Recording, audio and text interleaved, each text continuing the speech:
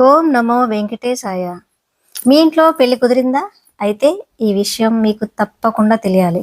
సాధారణంగా మనం మొదటి పెళ్లి పత్రికను దేవుడి పటాల దగ్గర పెడతాం కదా!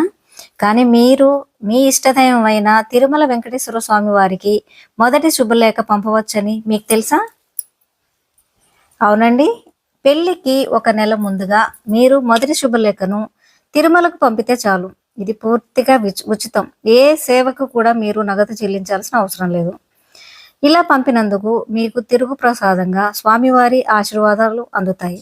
అందులో ఏముంటాయో తెలుసా? స్వామివారి కంకణాలు, పూజించిన అక్షతలు, కుంకుమ మరియు మహాప్రసాదం.